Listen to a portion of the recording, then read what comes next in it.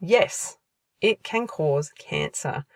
Now, I don't know why we are not all being told this when we get diagnosed with celiac disease. We all need to be told. Welcome to the Healthy Celiac Show. I'm your host, Belinda Whelan from belindawhelan.com, and here you will learn to live your very best life with celiac disease. So we are going to be talking all about health-related topics because you, my friend, are more than just a woman with celiac disease. Be sure to hit that subscribe button so that you don't miss an episode, and welcome to the show. All right, welcome back to this week's episode of the Healthy Celiac podcast. If you're new here, thank you so much for joining us this week.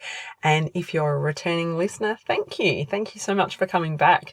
This podcast is just growing by leaps and bounds, and I'm so excited by the amount of countries where people are tuning in from. So it's fantastic to have you guys here and being able to teach you the information that I've learnt along my way. So this week, we're actually talking about celiac disease and cheat days.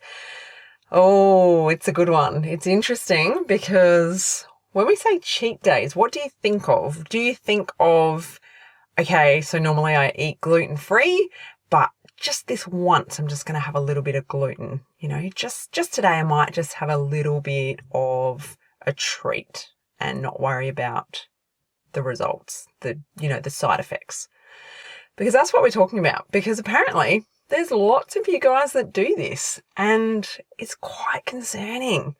It's a worry. It's a real worry. And I just want to share with you a bit of a reminder of why it's a bad idea.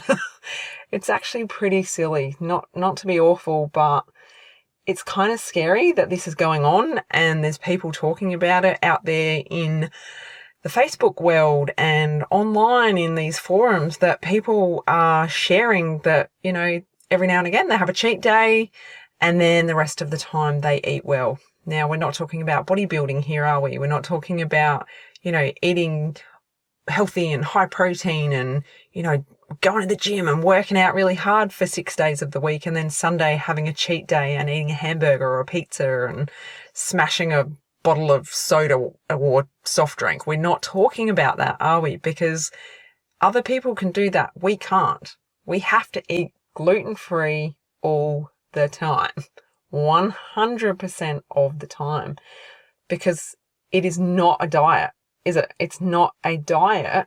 It is a lifelong prescription to our health. We are very lucky in the fact that this is one of those very rare diseases where we don't actually have to take medication to feel better. We just have to eat gluten-free.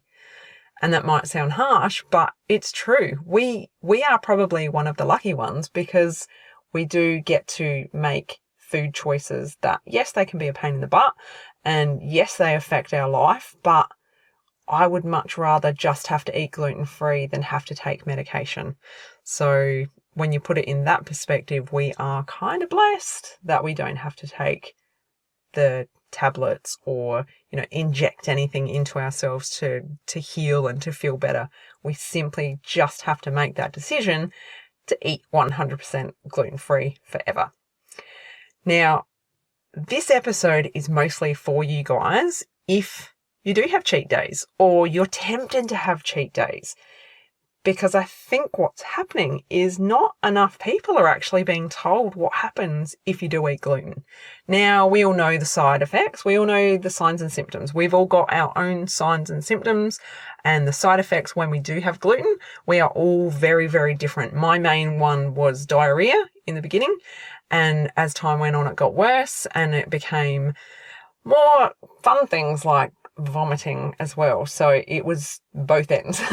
It was vomiting, it was diarrhea, it was body aches, it was fatigue, it was brain fog.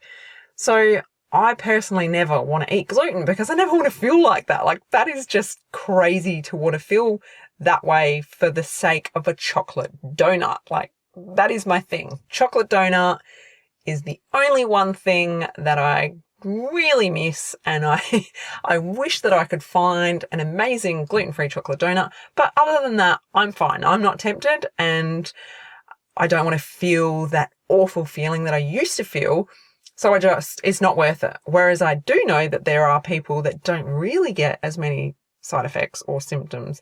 And some people get mild side effects, such as just a headache. They don't get all of those other things. So they think it's worth it. They think it's okay to just have a bit of gluten every now and again and deal with it. So the thing is, yeah, you get those signs and symptoms, those side effects. So what happens every time you actually eat gluten? What's going on inside your body, right? What are you doing to yourself when you consume gluten? Well, the thing is, your body is attacking itself, right?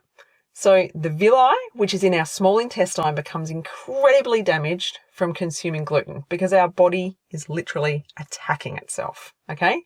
So the damaged villi are then unable to absorb any nutrients from our food, and therefore we need to get our body back into a healthy state as quick as possible so that we can heal our villi and continue to absorb nutrients. So if we're not eating gluten-free all the time, then our body is constantly damaging itself and constantly having to repair itself, right? So what happens then is it causes this response in our body to be constantly attacking itself. And if you know anything about disease and what causes disease, it is generally from inflammation. And inflammation can cause so many further issues that just get nasty. Now, one of the big things that happens to people with celiac disease if they continue to eat gluten is getting type 1 diabetes.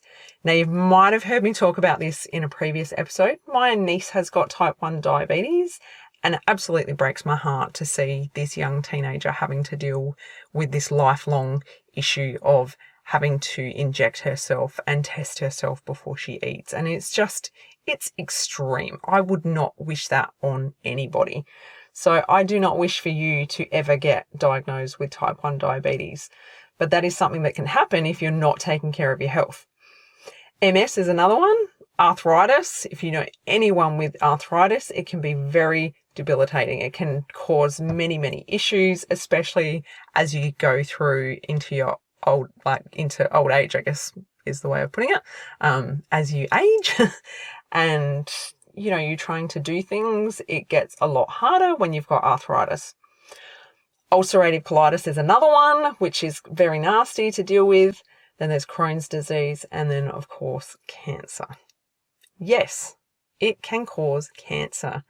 Now, I don't know why we are not all being told this when we get diagnosed with celiac disease. We all need to be told how serious this is. This diagnosis is so serious that if we don't stick to our gluten-free way of life, now there's a number of different types of cancers that you can get if you continue to eat gluten after a celiac disease diagnosis, but I'm going to talk to you now about two of the main ones. Now, the first one is esophageal cancer, and the second one is small intestinal cancer.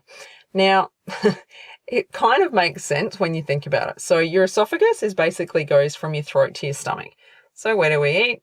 Where do we consume gluten? Of course, it goes in our mouth, it goes down our throat, and it goes to our stomach. So, yeah, esophageal cancer. What do we normally think of when we think of that? We think of smokers, don't we? People that have smoked their whole life and they get esophageal cancer and they can barely talk, and it's a horrible, horrible type of cancer. Can you imagine getting that because you just couldn't give up your gluten?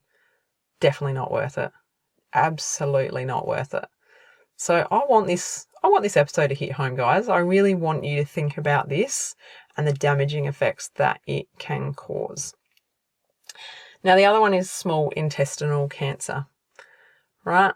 Think of what could go on to your body if you had cancer in your small intestine. It is bad enough that our villi gets damaged, but can you imagine having cancer in your small intestine and the repercussions of that? It would just be horrendous. So I don't want that to happen to anybody. It is something that we need to take seriously. And I also want you to really, really hone in on anyone that's related to you that you think has got celiac disease. Now, a few people have reached out to me recently because they believe that family members have got celiac disease and they refuse to do anything about it. They say that they don't want to know about it. They couldn't eat gluten-free. They couldn't live that way. Well, maybe you could share this episode with them and teach them the realities of what could actually happen to them if they do have celiac disease and they continue to be ignorant and continue to go down this path. Imagine if they did get one of these types of cancers or one of these other types of issues. Imagine then what their life would be like. It'd be a whole nother ball game, wouldn't it? It would just be awful. So if there's someone in your life that you truly do believe has got celiac disease and you want them to get tested, please feel free to share this with them. Please get them to listen to it, and maybe they'll listen to my voice instead of yours, because this is serious. This is people's lives and people's health that we're talking about. Now, if you can help someone else, amazing. If I can help someone else, amazing. But the thing is, we have one amazing life on this earth to live, and we want to live it the best way that we can, and we want that for other people as well.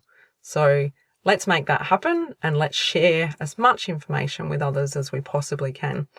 Thank you so much for listening. I really hope that has helped someone today.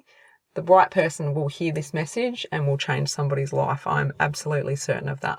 So thanks so much for listening, and tune in next week. I will talk to you soon. Bye. If you enjoyed this episode, head to belindawhelan.com to get yourself a free copy of my exclusive ebook, 11 Mistakes People Make Going Gluten-Free Living with Celiac Disease.